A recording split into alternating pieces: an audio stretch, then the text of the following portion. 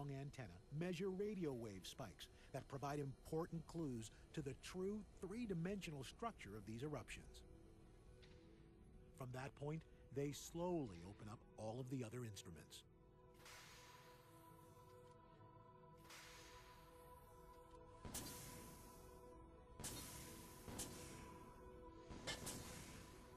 The twin stereo spacecraft were then ramped up to their full power, and the team was ready to go. Mission control is at the Johns Hopkins Applied Physics Lab in Maryland. The crew is divided into two teams, one for Stereo A, the other for Stereo B. The twin stereo craft were launched together and then separated, one placed ahead of the Earth, the other one behind. They look at the sun simultaneously, giving the stereo team the world's first three-dimensional images of the sun and solar storms. At the heart of the stereo mission are instruments that trace the invisible high-energy particles streaming from the sun. Space between the Earth and sun is not empty. It's filled with the sun's super-hot atmosphere streaming out into the entire solar system. This stream of energetic particles is sometimes smooth, other times turbulent. It's called the solar wind. A coronal mass ejection is a massive storm of energized particles that rips through this solar wind. It interacts with the Earth's magnetic field in disruptive ways. We're extremely interested in what happens on the sun because we live in the atmosphere of the sun. So if the sun sneezes, the Earth will catch a cold. Fortunately, we have the magnetosphere that acts almost like a Kleenex and keeps out most of the nasty radiation. If you had a bird's eye view, it would look a little bit like a magnetic squid.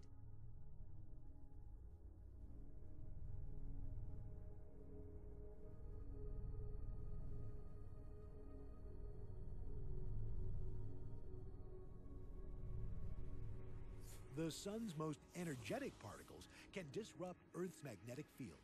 Electrons storm into the Earth's atmosphere in the polar regions. This creates the northern and southern lights, the aurorae. When you see the aurora, I think everyone who sees them for the first time is just blown away by how beautiful they are. They really do look like shimmering curtains of light flowing in the breeze.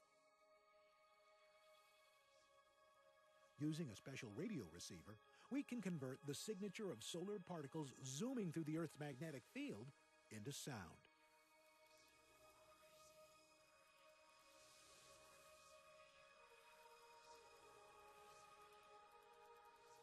The dancing lights of the aurora can be mesmerizing in the cold night sky.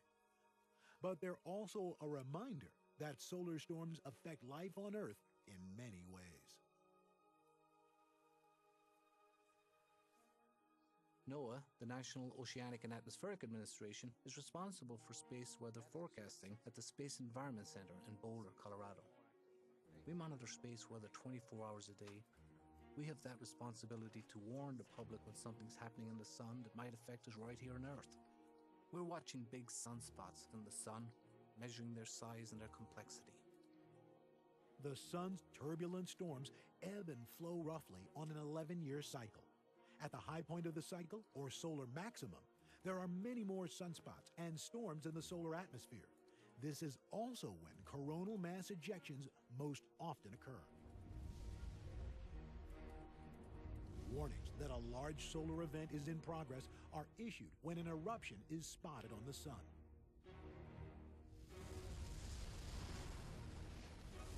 These huge explosions impact radio and GPS systems here on Earth.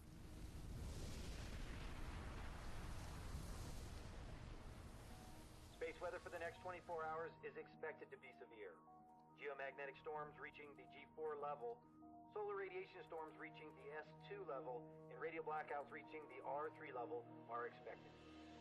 On the 6th of December in 2006, a volatile sunspot cluster appeared in the sun, resulting in a powerful eruption. This actually produced the largest solar radio burst we've ever observed. We didn't expect there to be a large solar radio burst during the quietest part of the solar cycle. It just came out of nowhere. It was 10 times bigger than we had seen before, ever. This incredible surprise. We were counting the number of GPS satellites that were on track, and normally every 30 seconds you're seeing 10 satellites, 10 satellites. All of a sudden it goes down to like 2, 1. I mean, it's like there was this huge effect. Pretty much every GPS receiver in the hemisphere was affected. Many of them just failed outright, ceased to navigate.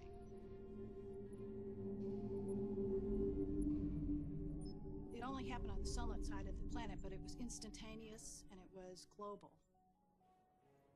Unlike a CME, this solar radio burst is traveling at the speed of light, so it reaches Earth in 8 minutes. And this solar eruption resulted in flights being rerouted away from polar routes.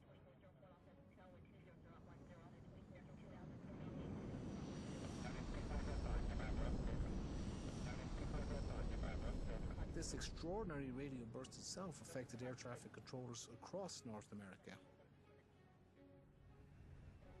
So now we had to just drop everything and rethink this situation. What is the biggest we could possibly get? We just, of course, don't know. As a society, we've become increasingly reliant on technology. Few people today leave home without their cell phone. Many of us have GPS receivers in our cars. We rarely, if ever, consider the possibility of not having electricity when we return home. We have power grids that are sensitive to the electric current that's caused by these supercharged particles from the sun. Blackouts can cause multi-million-dollar devastation and even loss of human life.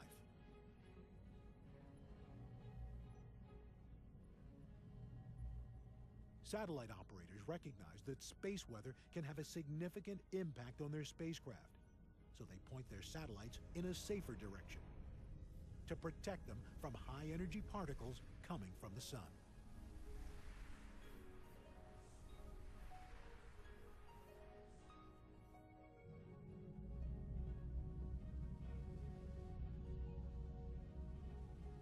In order to better support human exploration of the sun and Mars, we must find ways to protect the passengers and spacecraft from the harmful radiation that streams from the sun, especially the fierce outbursts during these violent eruptions.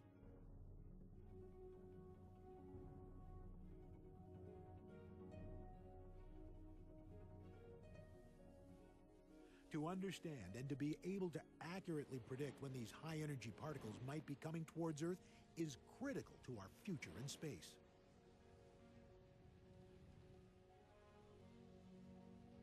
I can't imagine any other missions that are more directly relevant to humankind.